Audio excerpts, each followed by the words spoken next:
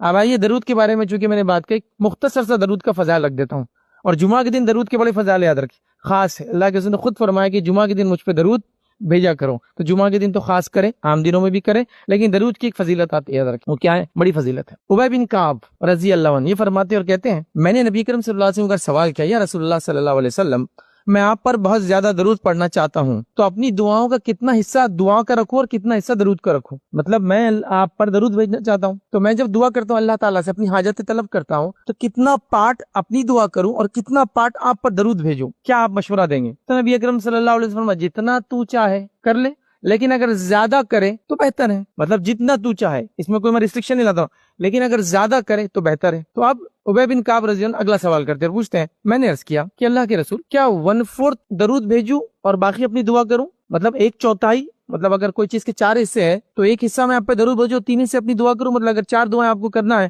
تو 1 درود ہے اور 3 دعائیں ہیں، تو کیا میں 1/4 درود بھیجوں اور یہ کروں؟ تو اللہ کے رسول صلی اللہ علیہ وسلم فرمایا تو جتنا پسند کرے بہتر ہے، لیکن زیادہ کرے تو اچھا ہے۔ تو پھر انہوں نے اگلا سوال کیا، اللہ کے رسول آدھا بھیجو پھر، مطلب اگر 4 دعائیں کرنا ہے تو 2 درود اور 2 ہی دعائیں کروں، مطلب 2 اس میں اپنی دعا اور 2 آپ پہ درود۔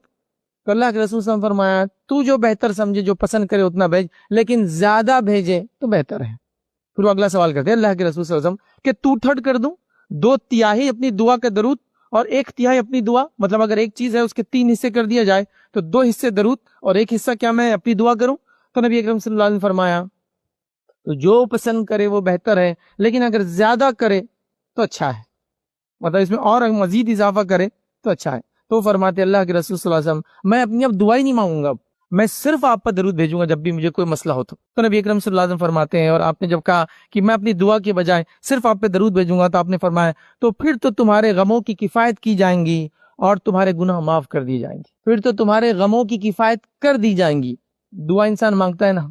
پریشانی کے لیے مانگتا ہے، حاجت کے لیے مانگتا ہے تو غم ہے، تو تمہاری غموں کی کفایت کی جائیں گی اور تمہاری مغفرت کی جائیں گی، 2 بینیفٹ مل جائیں گے درود کے، مطلب گناہ معاف کر دی جائیں گے اور سارے مسائل حل ہو جائیں گے، مطلب جو دعا مانگنا تھی درود بھیج دو ہو گیا۔ اسی لیے آپ دیکھیں گے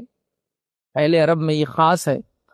کوئی بھی چیز بھولیں گے، کوئی مصیبت آئیں گے، کچھ ہوں گی تو درود پڑھنا شروع کر دیں گے، دعا نہیں کرتے کبھی۔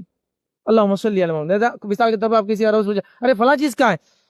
اللہم صلی علی محمد وعلی آل محمد، وہ دعا درود شروع کر دیں گے، مطلب وہ دعا کر رہا ہے ایکچولی وہ، لیکن وہ درود کی شکل میں کر رہا ہے اس حدیث کے ماتحت کہ میں اپنی دعا کیوں کروں، میں سیدھا درود بھیجوں گا تو میری غموں کی کفایت کی جائیں گے، میری مغفرت کی جائیں گے۔